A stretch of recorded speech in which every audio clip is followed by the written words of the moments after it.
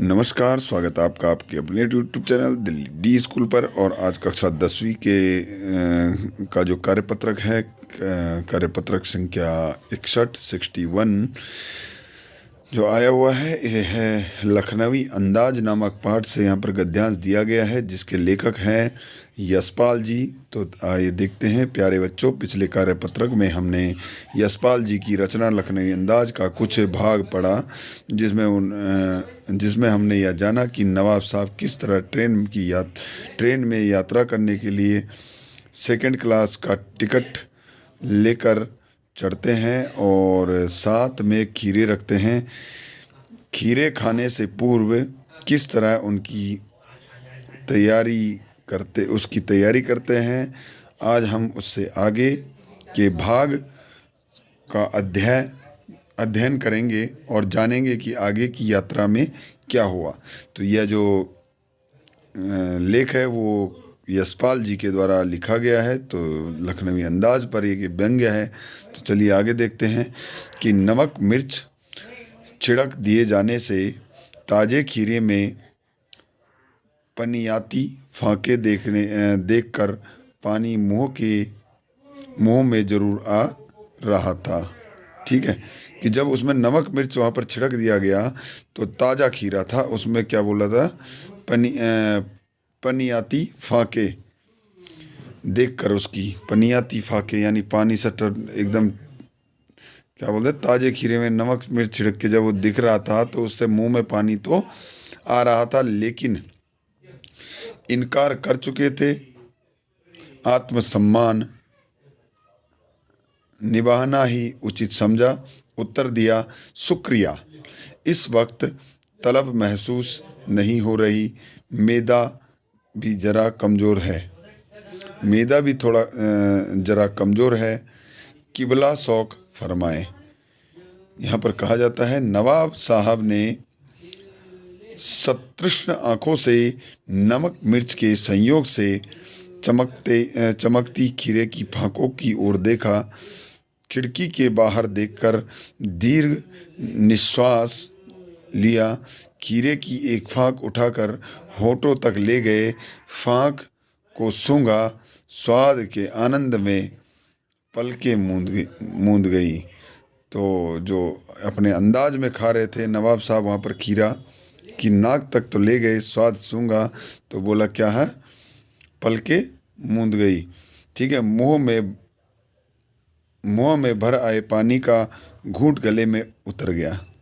भाई सामने जब नवाब साहब खीरा खा रहे थे तो सामने जो देख रहे थे लेखक, उनके मुंह में जो पानी आया था उसी घूंट को गले में उतार गए, यानी कि निगल गए। ठीक है, जैसे कि आप भी कभी ट्रेन में जा रहे हो या आपके सामने भी एक सुंदर सा खीरा हो, ताज़ा खीरा हो, उसमें नमक मिर्च लगा हुआ है, खूब गर्मी का सा मौसम हो, तो भैया अपने आप ही आपके मुंह में भी पानी आ जाएगा। तो उसी का यहाँ पर वर्णन लेखक द्वारा किया गया है कि किस तरह से उन्होंने अपने आप को रोका, और वहाँ पर उन्होंने मना कर दिया था खाने से एक बार, तो दोबारा उसे छू नहीं सकते थे, इसलिए उनको वहाँ पर मना ही करना पड़ा और नहीं, उन्होंने खीरे का कोई फाक नहीं उठाया, यानी कि टुकड़ा नहीं उठाया।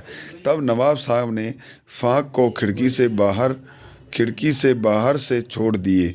नवाब साहब खीरे की फाकों को नाक के पास ले जाकर वासना से रसास्वादन कर खिड़की से बाहर फेंकते गए।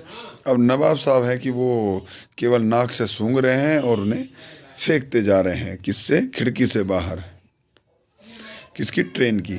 तो नवाब साहब ने खीरे की सब फाकों को खिड़की से बाहर फेंककर तौलिए से हाथ और होंठ पोंछ लिए और गर्व से गुलाबी आँखों से हमारी ओर देख लिया, तो मानो कह रहे हो यह है खानदानी रईसों का तरीका। तो भाई नवाब साहब उन खीरे की फाकों को, उन खीरे के टुकड़ों को वो खा नहीं रहे हैं, केवल सूंघ रहे हैं और उन्हें खिड़की से बाहर फेंकते जा रहे हैं।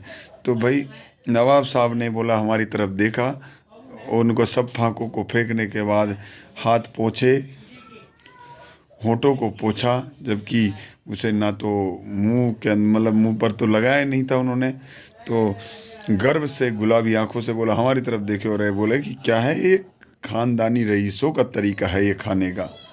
ठीक है, यहाँ तक ये गद्यांश है। अगले वाले कार्यपत्रक में हम आगे का पढ़ेंगे। तो चलिए आइए इसमें क्या देखते हैं कि आइए करके सीखें।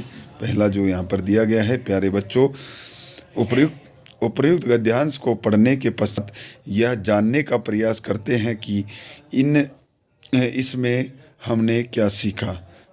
आइए हमारे समक्ष कुछ प्रश्न है, इसे हल करने का प्रयास करते हैं। तो लेखक के मुंह में पानी क्यों आ रहा था? क्यों आ रहा था भाई? क्योंकि वहाँ पर एक ताज़ा खीरा था, उसको छिल के काट के उसमें नमक मिर्च लगाकर मसाला लगाकर रखा गया था, तो भैया पानी तो आएगा ही। अगला प्रश्न है, प्रश्न नंबर 2, किस बात के कारण लेखक ने आत्मसम्मान निभाना ही उचित समझा? ये किस बात पर कहा है? क्योंकि लेखक को जब नवाब साहब ने पहले पूछा था तो उस समय पे लेखक ने मना कर दिया था खीरे को खाने से, तो इसलिए उन्होंने अपने आत्मसम्मान को निभाना ही उचित समझा। नवाब साहब खीरे को खिड़की से बाहर फेंकने से पूर्व क्या कर रहे थे? वे बड़ी शान से खीरे की फाकों को उठा रहे थे, अपने नाक तक ले जा रहे थे, सूंघ रहे थे और उन्हें बाहर फेंक रहे थे। आगे देखिए, अगला प्रश्न है, प्रश्न नंबर 4, मुंह में पानी आना मुहावरे का अर्थ लिखकर अपने वाक्य में प्रयोग कीजिए। ठीक है, मुंह में पानी आना यानी कि जी ललचाना, ऐसा हो गया। और मुंह में पानी क्या हो गया कि जैसे अपने शब्दों में लिखना है, इसकी पंक्तियों से नहीं लिखना। यहाँ पर कहा गया कि जैसे नवाब साहब की सामने रखे खीरे को देखकर उसमें नमक मिर्च जिसमें छिड़का गया था उसे देखकर लेखक के मुंह में पानी आ गया। लेकिन ऐसे ही आपको अपनी तरफ से सभी को अलग अलग जो भी आपके समझ में आता है उस तरह के वाक्य बनाइए और उसे अपनी कॉपी में ज़रूर लिखें। अगला प्रश्न है, मेधा भी जरा कमज़ोर है, लेखक का क्या तात्पर्य है? तो यहाँ पर मेधा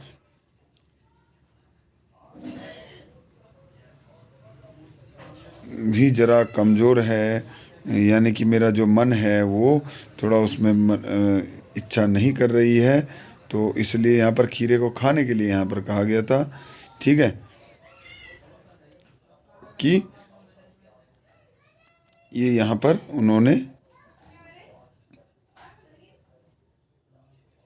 नवाब साहब के लिए कहा था। ठीक है, खीरे के उस समय। तो चलिए, ये था आज का जो कार्यपत्रक है, कार्यपत्रक संख्या 61। उम्मीद है कि आप सभी को यह समझ में आ गया होगा। प्रश्नों के उत्तर अपने तरीके से आप लिखें। ऐसा नहीं है कि इसके मैंने सही उत्तर बता दिए हैं उसी को आप लिखेंगे, आप स्वयं अपनी ओर से भी प्रश्न के उत्तर बना सकते हैं। और प्रश्न के उत्तर बनाने के लिए इसको पहले अच्छे से पढ़ें और समझें इस कार्यपत्र को, तभी आप सही उत्तर बना पाएंगे। तो चलिए मिलते हैं अगली वीडियो में, तब तक के लिए नमस्कार, जय हिंद, जय भारत।